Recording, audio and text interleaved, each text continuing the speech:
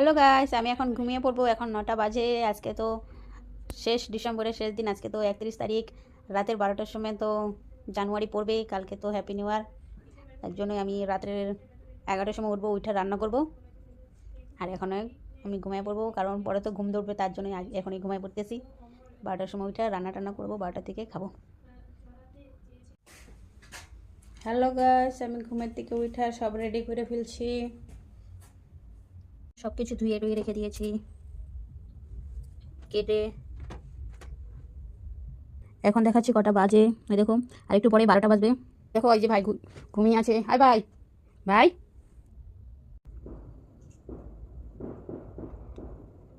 Happy new year. বড়দের প্রণাম, ছোটদের ভালোবাসা। নতুন বছর 2025। Happy new year.